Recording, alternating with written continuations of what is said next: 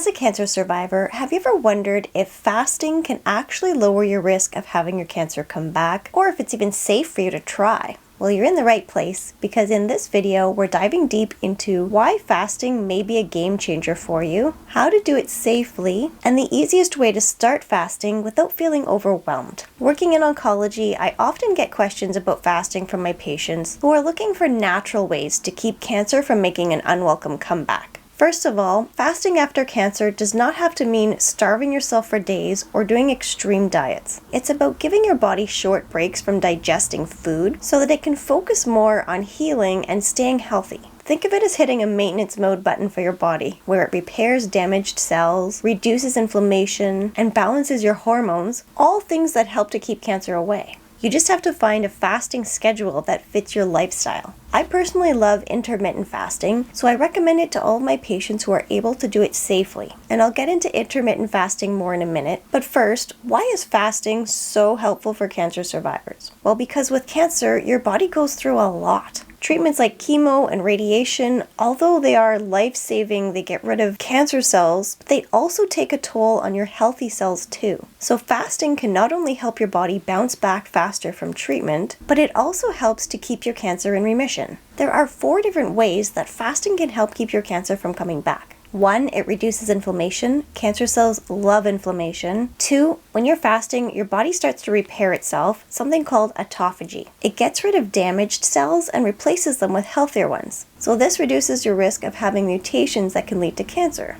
3, fasting keeps your insulin and blood sugar levels steady. High insulin levels or having type 2 diabetes significantly increases your cancer risk. And 4, when you fast, your body produces ketones. Cancer cells don't like ketones because they can't use them for fuel. Ketones also protect your brain, boost your energy levels, and act as powerful antioxidants. So if you're wondering, why not just eat healthier instead of fasting? That's a great question, and the answer is, if you can do both, that's a winning combination. Eating healthy is incredibly important after cancer, but fasting provides unique benefits that you can't get from food. It's kind of a fine balance because you need the energy and nutrients from food to survive, but digesting food takes up a lot of energy. So when you're not digesting, your body can focus its energy on healing instead. And that's exactly why intermittent fasting is so great. This is where you have an eating window of, say, 8 hours a day, and you fast for 16 hours a day. This is much safer and easier than doing a longer fast of, say, 48 hours, but it can be just as effective. The longer you can extend your fast, the better, because you're giving your body more time to repair. But if you're just starting out, it's easier to fast for only 12 to 14 hours a day, then build up to longer fasting windows the more you get used to it. And trust me, it does get a lot easier once your body adapts. Now, fasting isn't safe for everyone. If you're not able to go more than a few hours without eating, there is still a popular method of intermittent fasting that may work for you. It's called the 5-2 method. It's where you would eat normally for 5 days a week and eat a very low-calorie diet of, say, only 500 to 600 calories the other 2 days a week, but they have to be non-consecutive. On the days you're only eating 500 calories, you would eat very low-calorie foods like cucumber or cabbage soup and spread it out throughout the day because 500 calories can add up fast. But how do you even know if fasting is safe for you? First of all, it's not recommended for people who have lost weight from cancer treatment or for those who are underweight or have nutrient deficiencies. It's also not recommended for some people with diabetes or if you're taking certain medications. That's why it's very important to check with your doctor before trying any sort of fast. And something most people don't know is that fasting can make you very dehydrated. Especially in the first couple of days that you're starting it, your body will release a large amount of water and salt in your pee. So if you don't get the go-ahead from your doctor that it's safe for you to try fasting, as I mentioned, you can probably still do the 5-2 method, or simply go as long as you can between meals. Simply by snacking less often, you can give your body a break from digesting and give it a chance to stabilize your blood sugar levels between meals.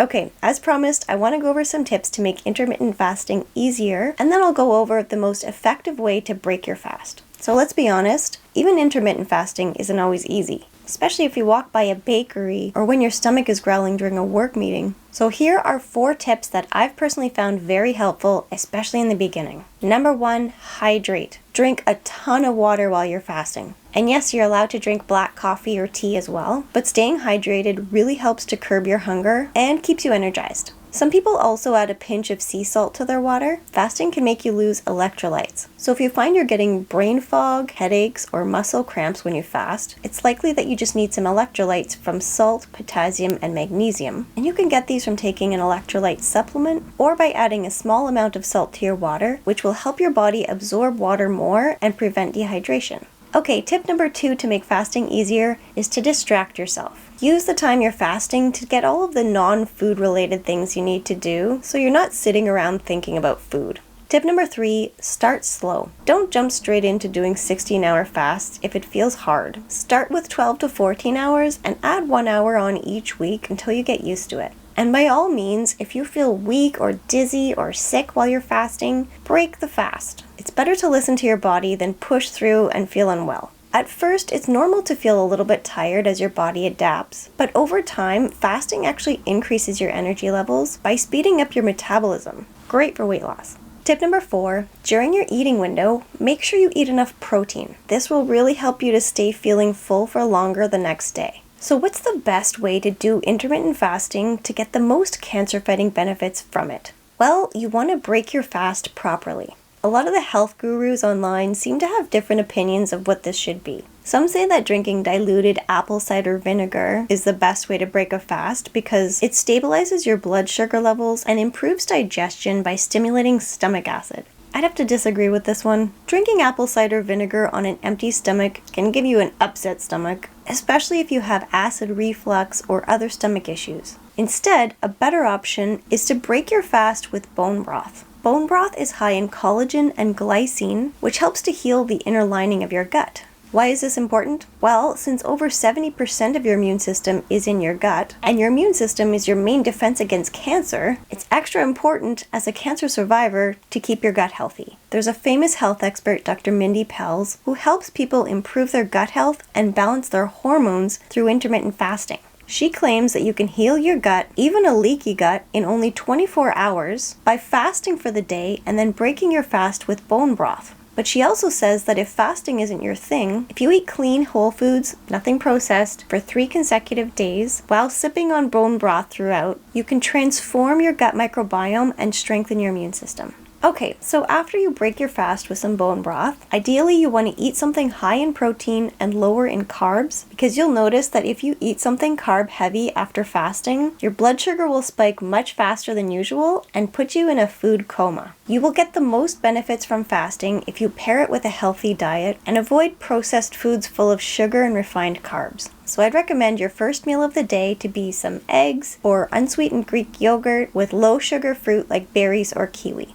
Intermittent fasting plus a diet of mostly whole foods, call it 80 to 90% of the time, while still enjoying ice cream and pizza once in a while, is the ideal winning combination for keeping cancer away. Every time you finish a fasting window, it's a win for your health. It's amazing how intermittent fasting can be a really powerful tool to help you lower inflammation and make your body a hostile environment for cancer cells to live. However, don't stress about making it perfect, especially at first. Try to stay patient and trust the process. I'm leaving you with another video to watch next on 4 important cancer-fighting drinks.